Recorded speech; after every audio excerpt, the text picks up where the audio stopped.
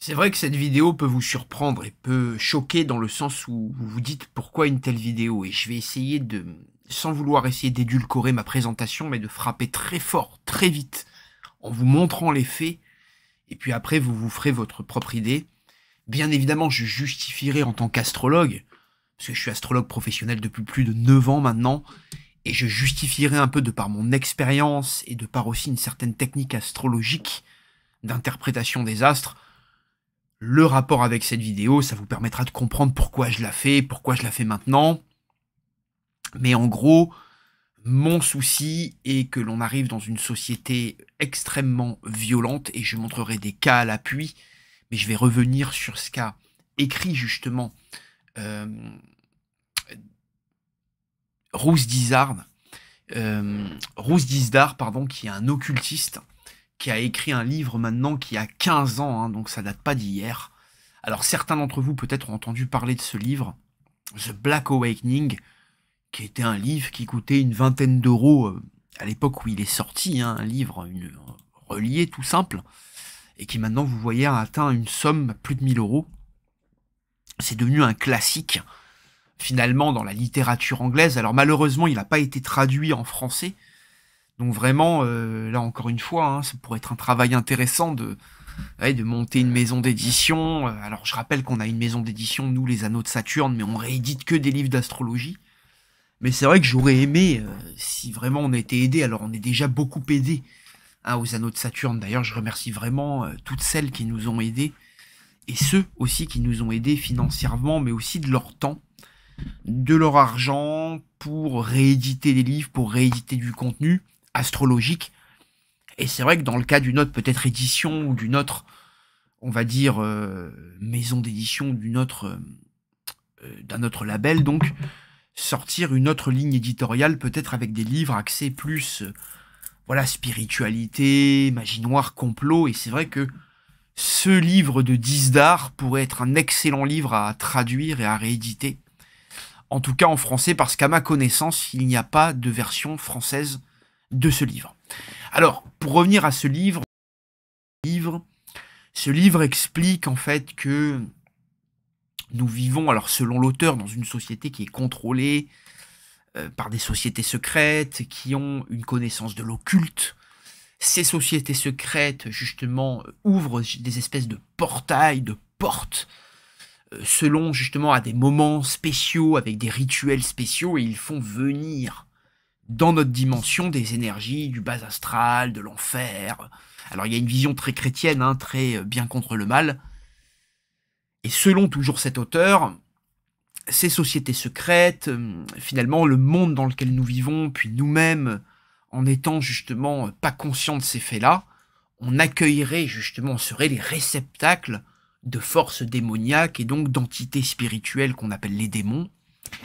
Et dans le but, justement, dans l'absolu, en fait, cette multiplication de ces faits créerait justement un nouveau type d'humain, l'homo satanicus, on pourrait l'appeler, tiens. Ça serait, ou l'homo chaoticus, comme diraient certains. Mais c'est vrai que ça serait justement l'émergence, justement, d'un soldat satanique, d'un super soldat satanique, et d'un chaos en provenance. Alors, l'idée qui est appuyée par les faits, et dans son exposé, justement, Dizdar prend l'exemple, justement, de cette histoire qui est réelle. Donc, qui sont deux jumelles suédoises qui ont attiré l'attention médiatique en 2008 dans une émission qui s'appelle, si j'ai bonne mémoire, Madness in the Fast Lane. Donc, c'était un documentaire que la BBC a réalisé, et durant leur documentaire, ils tombent justement sur ces deux Suédoises. Et donc, dans cet épisode, on voit donc une femme. Cette femme que vous voyez ici, c'est la même femme apparemment. Elle roule sous un camion. Elle se fait écraser donc par un camion sur une autoroute. Donc on est vraiment donc sur une voie rapide. En tout cas, au moins sur une voie rapide. Vous voyez, une voie séparée par un terre-plein central, avec des glissières de sécurité. On est en Angleterre. Cette Suédoise donc est arrêtée par la police. Et au moment où elle est arrêtée par la police, elle traverse la route et se fait écraser par un camion. Alors je sais même pas si elle, c'est la femme qui se fait écraser, mais je crois que c'est cette dame qui se fait écraser. Et elle passe donc littéralement sous la roue du camion, et elle en ressort indemne. Alors c'est vrai que suite à ça, certains ont dit, cette femme est possédée. Alors après, il y a plusieurs officiers de police qui tentent de l'arrêter, de la maintenir, parce que justement elle perturbe le trafic. Il s'en fait faux de peu pour qu'il y ait d'autres accidents, enfin un autre accident et autres. Parce qu'il y avait déjà eu un accident, donc elles sont arrêtées au bord de la route. On connaît pas très bien le contexte, mais quand on voit dans le documentaire, on voit cette femme avec une force prodigieuse qui arrive à repousser 5-6 policiers ou 3-4 policiers et qui s'enfuit. Alors me direz-vous, elle n'a pas non plus heurté les policiers, fait des dégâts sur le moment, même si elle est passée sous la roue d'un camion et qu'elle aurait pu justement blesser énormément de personnes. Mais justement, on a vérifié, elle n'avait aucune drogue dans le sang, donc les deux jumelles, et l'une des deux donc a fait un bordel sur l'autoroute, et leurs actions ont été expliquées par un rare trouble délirant, donc à l'origine de leur folie passagère. Néanmoins, donc c'est ce qui est expliqué, vous voyez là, les jumelles étaient en Irlande avant de partir en vacances vers l'Angleterre. Après qu'elles s'en soient prises aux responsables d'un resto-route sans raison apparente, donc elles devaient déjà peut-être vivre des transits martiens ou dissonants très très forts, une série de... Donc elles traversaient un climat astral très mauvais. Donc en fait c'est ça en fait, elles sont sur l'autoroute, elles sont en train de voyager, sûrement en autostop, de l'Irlande à l'Angleterre. Elles arrivent sur un resto d'autoroute et elles s'embrouillent là-bas. Elles sont tellement possédées, je vous dis, quand vous voyez les nanas, elles sont tellement dingues.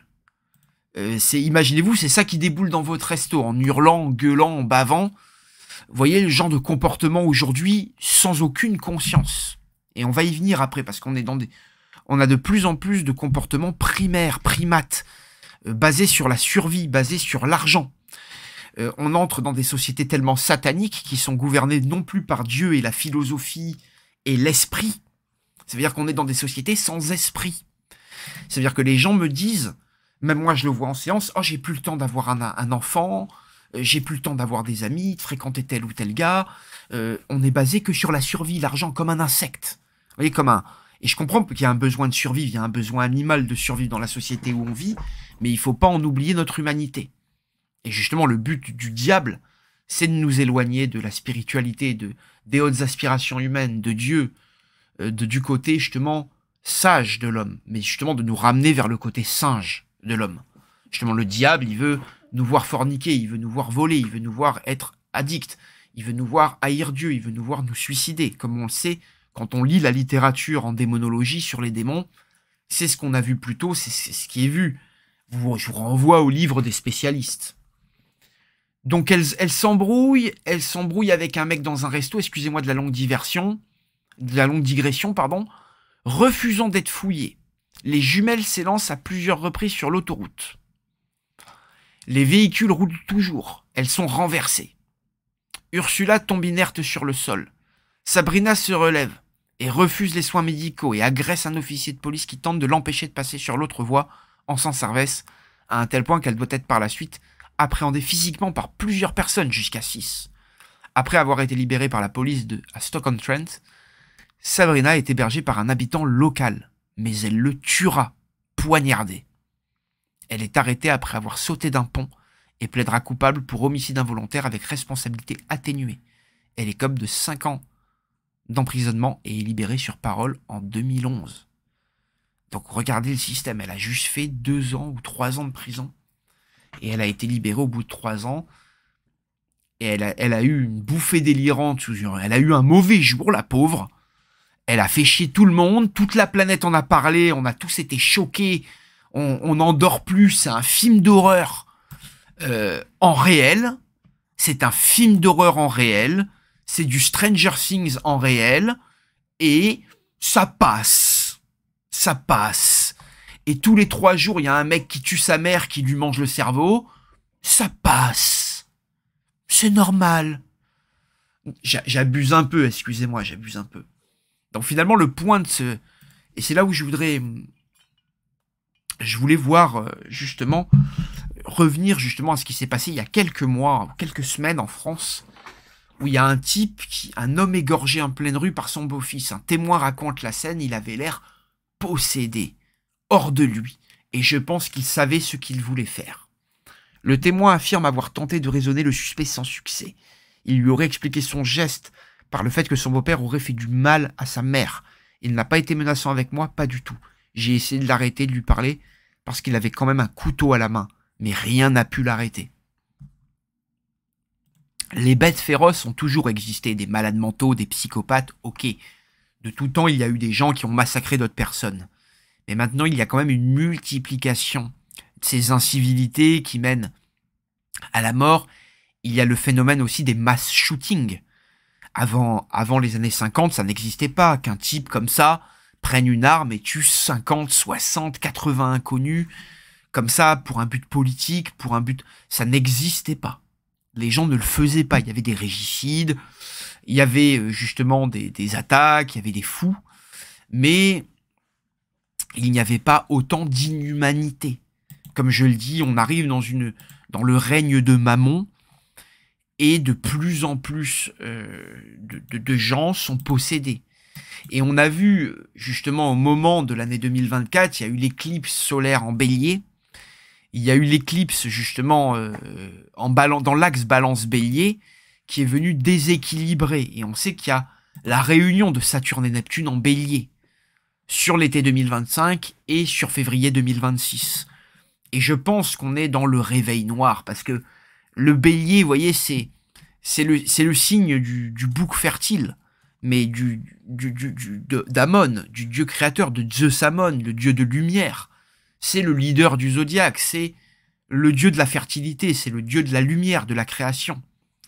Et justement, sa face négative, c'est le Baphomet, c'est la chèvre de Méndès, c'est évidemment le signe du Capricorne, et Saturne, la planète du Capricorne qui chute dans ce signe du Bélier, et cette réunion Saturne-Neptune peut créer cette nouvelle religion du nouvel ordre mondial, cette déshumanisation, ce mammonisme ambiant qui amène de plus en plus de violence. Alors quand on voit également aussi les tensions communautaires, raciales, cette division qu'il y a, toutes les guerres qu'il y a, quand je parle des divisions raciales, on peut penser en Europe, qui est au bord de la guerre civile avec l'islam, on peut penser également à Israël, également au cas Israël, qui a une guerre fratricide. Donc on pense à tous ces conflits dans le monde, on peut penser au cas ukrainien également, ou à l'Arménie et l'Azerbaïdjan. Donc on pense à justement toutes ces guerres fratricides, et quand on pense aussi au problème d'immigration en France, en tout cas à la fascisation qui monte, et donc à ce peut-être éventuel futur problème de guerre civile, on imagine justement ce réveil noir. Et quand on se replonge dans des époques comme les deux précédentes guerres mondiales ou certaines guerres, on sent que justement le côté bestial et inhumain des individus a été stimulé par l'époque, par les leaders, par justement l'ambiance. Donc est-ce que nous ne plongeons pas dans une société justement où par exemple vers cet été 2025 et ce début 2026, il va y avoir une propagation de ce qu'il y a déjà.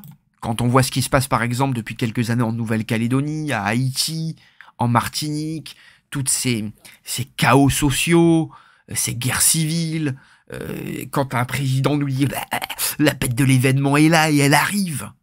Le mec vous dit ça, il est à l'Élysée. La bête de l'événement est là et elle arrive, quoi. Le mec te dit ça, quoi. Notre génération va la voir. Donc, les choses, quand même, commencent à se présenter, à se matérialiser. On peut pas dire, il n'y a rien qui arrive. Tous les 3 jours ou toutes les 3 semaines aux États-Unis, il y a un mass shooting. Il y a un mec qui rentre dans une école ou qui rentre dans un supermarché et qui tire sur tout le monde.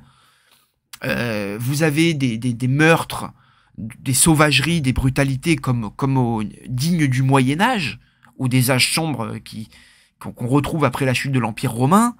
On a donc des meurtres barbares, des choses qu'on ne retrouvait pas avant, des décapitations de masse, enfin on tombe sur des choses vraiment ultra violentes, au nom de... regardez ce qui s'est passé d'ailleurs en Israël, quand même, on tue des gens dans leur sommeil, des enfants, on rentre chez eux au nom de la résistance. Enfin, les résistants français n'avaient pas fait ça. Et on retrouve également dans la manière maintenant de produire les guerres, parce qu'Israël c'est pareil, quand ils jettent du phosphore blanc ou qu'ils bombardent des populations civiles, c'est la same, comme on dirait, c'est la même barbarie. En face on a un barbare, on devient un barbare. Ce que tu combats, tu le deviens. Ça qui est terrible. Et je vais vous dire, moi-même, j'ai vu des inhumanités depuis 40 ans d'existence qui sont effrayantes. J'ai vu des gens, vous leur dites, oh, t'es en train de faire du mal à un gars, le gars a fait un AVC, ma maman a fait un AVC à cause de vous et tout. Tu vois les gens s'illuminer de joie à leur visage. Tu vois des gens, ils jouissent du malheur des autres. Ils veulent le malheur des autres. Enfin, je veux dire, comment on va faire société au bout d'un moment, comment ça va finir, quoi. Si ça finit pas en bolo, quoi.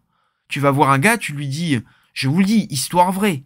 Je suis allé voir des gens, je leur ai dit, écoutez, ma mère a fait un malaise, a fait un AVC, à cause de vous, des voisins et tout. Les mecs rigolent. Ils viennent te voir, ils rigolent. Ils te voient être dans le malheur, ils jouissent. Donc, que voulez-vous faire, les gars? Mon expérience personnelle me le montre. Que, à côté de ta porte, tu as des gens, c'est pas les Illuminati, c'est même pas Emmanuel Macron, c'est même pas Klaus Schwab, c'est même pas les pompes des superloges, les grands sorciers contrôleurs de l'ombre. Non, c'est votre voisin qui vous regarde et qui vous dit ça. Vous voyez, qui réagit comme ça. C'est des gens complètement inhumains. Donc, au bout d'un moment, bon, bien évidemment, vous partez, vous quittez, mais vous savez que la planète, ça se gangrène. Parce qu'en plus, ces gens, dans leur regard, ont perdu une partie de leur âme, de leur humanité. Et comme Satan a pris leur âme, quand on lit les occultistes, c'est ce qui se dit. Quand on lit les biblistes, quand on lit les chrétiens, c'est ce qu'ils nous ont dit. Ils nous ont dit Satan a volé leur âme. C'est des gens qui sont littéralement possédés par le diable. Les chrétiens, mais les musulmans aussi croient ça, certains musulmans, qu'il y a des gens qui sont le véhicule d'énergie négative, qui sont vraiment foncièrement mauvais. Et là, encore une fois, on me demande d'être positif, et je pense que il y a un marqueur, il y a des gens qui sont beaucoup plus susceptibles, entre guillemets, d'être possédés, ou d'être anxieux, hargneux dans leur vie, colériques, violents. Et ça, on peut le voir sur un thème astral, et on peut aider la personne à travailler sur elle, sur le plan psychologique, à comprendre ça, à comprendre qu'elle aura toujours tendance à se heurter aux autres, à se blesser, à être violente, et que le mieux pour elle, c'est de le comprendre, c'est de pas vouloir tout changer, c'est de pas vouloir en faire trop. Mais certaines personnes sont dans le déni. Malheureusement, ce n'est que peu de personnes qui arrivent à sortir des fois du carcan idéologique, du carcan religieux, et qui vont voir un astrologue et qui sortent d'un certain carcan médiatique pour pouvoir justement comprendre par la philosophie, par le bon sens, que il y a des choses qui se font pas, voilà, il y a des gens qui peuvent travailler sur eux. Malheureusement, d'autres n'arrivent pas à lutter, justement, n'arrivent pas à dominer leur planète. Ils sont pas assez sages pour dominer les astres, mais ces astres les dominent. Ces tendances guerrières, violentes, rebelles les dominent, et quand on associe justement une mauvaise hygiène de vie, de la drogue, un mauvais environnement, des parents qui nous ont battus ou pas aimés, c'est d'autant plus compréhensible, on va dire pas forcément excusable ou pardonnable, mais que des gens deviennent des inhumains, soient des bêtes. Je le comprends totalement. Franchement, j'ai pas eu des parents parfaits, mais j'ai eu des parents vraiment merveilleux, que je remercie. D'ailleurs, je sais que souvent ils écoutent le podcast, mais que je remercie vraiment de m'avoir quand même super bien aimé, éduqué. Jamais, alors même s'il y a eu un peu des fois de la violence et tout, des trucs, mais jamais de violence sexuelle, de maltraitance, vous voyez, Dieu merci, vous voyez. Et sinon, je serais pas un être, évidemment, comme je le suis là, constitué, construit. J'ai eu de la chance de grandir avec 2 parents pendant plus de 20 ans au foyer, donc à la maison, donc ça structure, ça aide. Quand les gamins, vous voyez comment ils grandissent maintenant qu'avec un seul parent, ou 2 beaux-pères, ou plusieurs beaux-pères, ou des beaux-pères, ou dans un climat de violence, de dispute familiale, voilà, avec un parent absent, c'est vrai que c'est très difficile, avec une base religieuse et culturelle qui n'est plus là.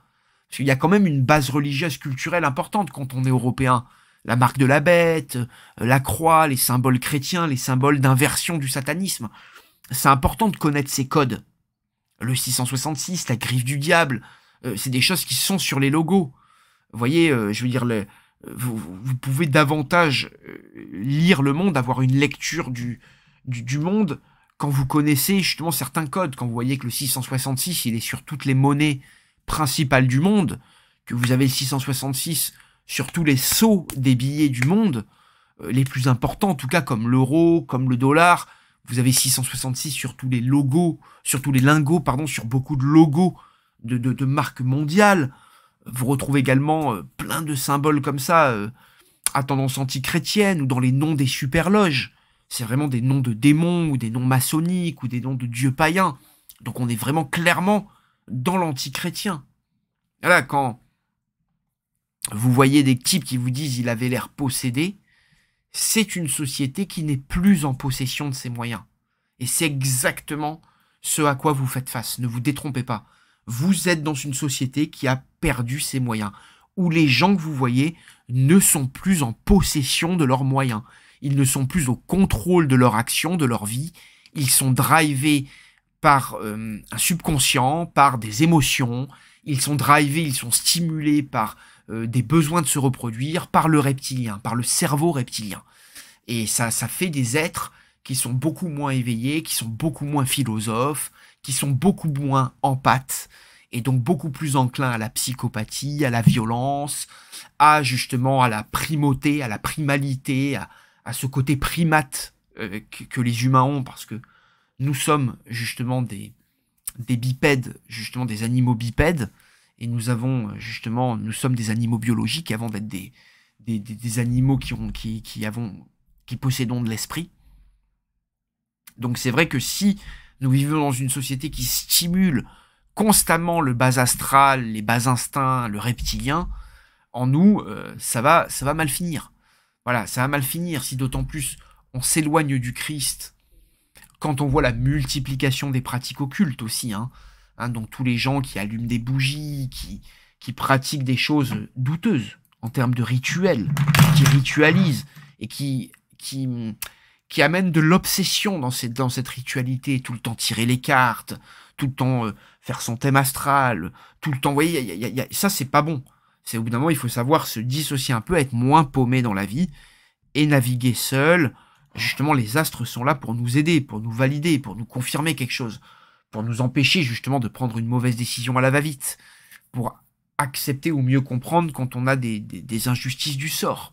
Voilà, là c'est l'utiliser positivement, c'est un complément à la spiritualité.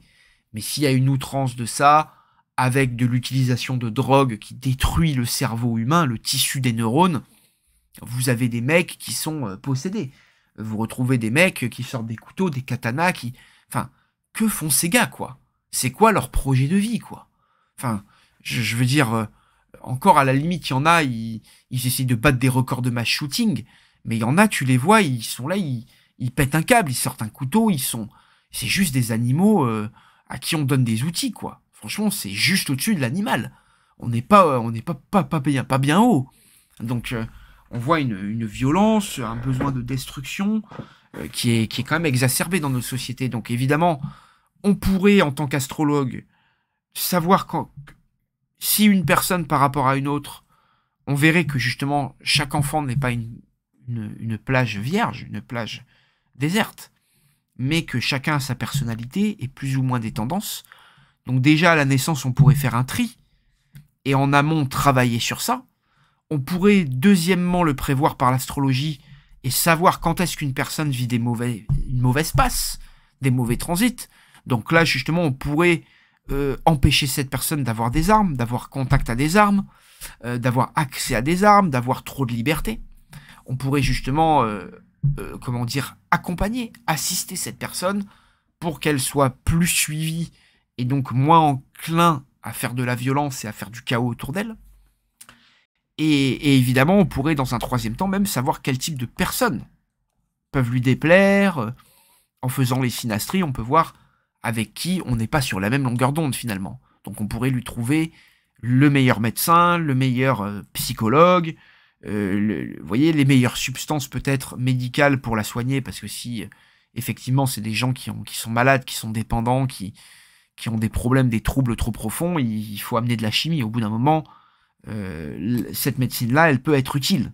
On va dire bien dispensée, elle peut faire du bien. Moi, je l'ai vu en séance avec des clients qui ont des troubles et autres. Certains passent par un petit peu de chimie, ça solutionne tout. Plutôt que de laisser aller sur un terrain sauvage et d'être en roue libre.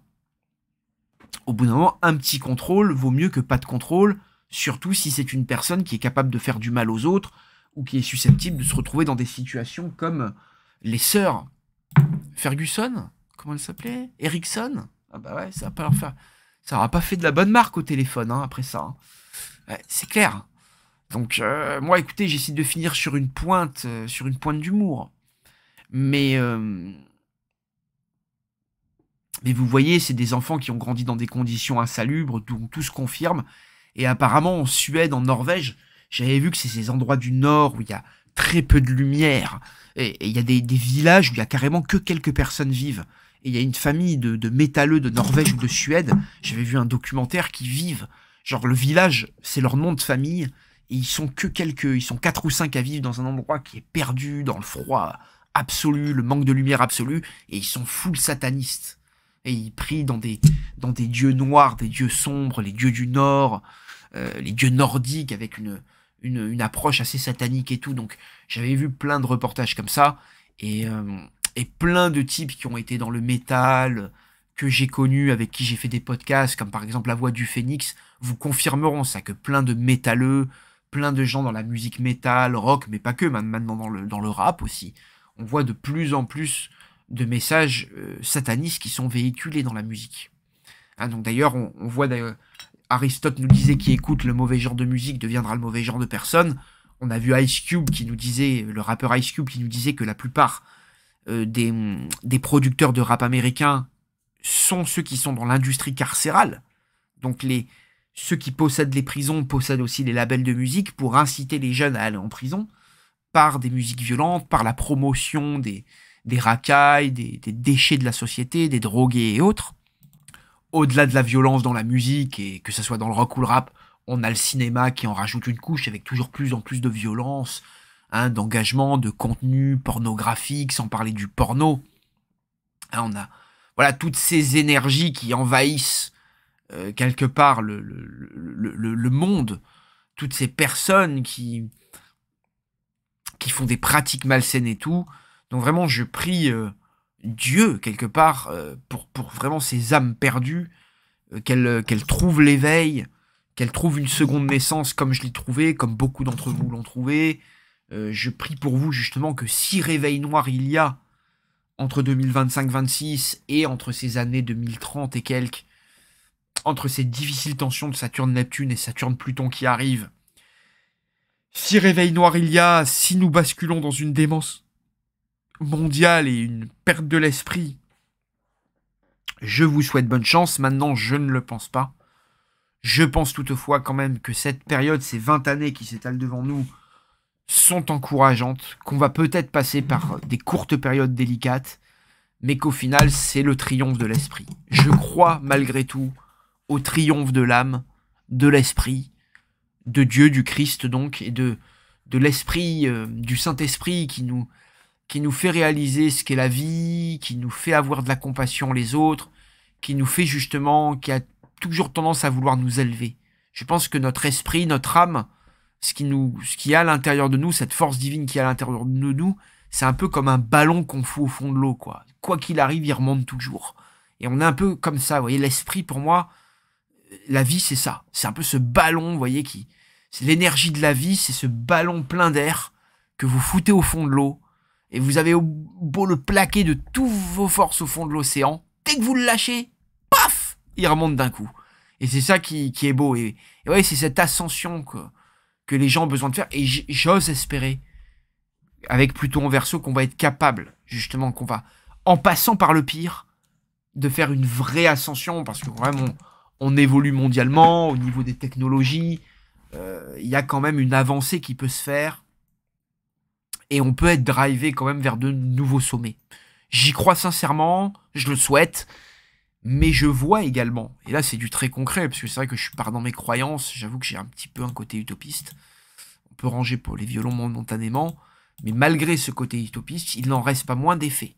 Donc pour l'instant, ces personnes ne sont pas majoritaires ou ne sont pas encore assez nombreuses pour pouvoir créer de partout des déséquilibres. Toutefois, prudence. On a vu justement que ces événements existent. Donc je vous invite à vous renseigner sur cette affaire, de voir justement autour de vous ce qui se passe, d'observer les comportements de vos proches, de vos familles, et vous verrez de plus en plus qu'il y a des familles divisées, des amis qui s'en vont. Voilà, et ça vous le voyez autour de vous, vous le voyez dans vos cercles, surtout si vous vivez dans des sociétés occidentales, notamment comme la France. Beaucoup de vous qui ont quitté ce pays d'ailleurs. Beaucoup d'entre vous ont quitté la France et n'y reviennent pas et ne veulent pas y revenir. Mais vous le voyez également, je pense que si vous vivez au Canada. Donc vous le voyez vraiment autour de vous. Donc regardez aussi par rapport à l'infidélité aussi. On parlait du porno. Il y a 3 millions de couples qui sont infidèles en France. Donc c'est quand même un lot énorme de gens qui se font du mal, qui font du mal aux gens qui sont censés aimer. Donc je vous en prie, vraiment, retournez à vos familles, des gens vous aiment autour de vous. Vraiment, réconciliez-vous, faites la paix, aimez-vous un peu les uns les autres, hein, qui est quand même le message du Christ. Et évidemment, prions pour nos ennemis, prions pour les gens égarés. Mais s'ils viennent avec un couteau dans la main pour essayer de nous égorger, je vous le dis clairement, moi, pas de cadeau. Moi, j'envoie même un message à Emmanuel Macron qui est très clair. Calme tes singes et tes soldats de la bête de l'événement. Parce que moi, s'il y en a un qui vient s'attaquer à moi et ma famille, je le dézingue. Je le bousille, ton singe. Donc je te le dis. Et après, je vais passer sur CNews. Donc faudra pas pleurer. Donc vraiment, message sérieux. On est là, on prie, mais ça ne nous empêchera pas de te fumer si tu viens essayer de me fumer.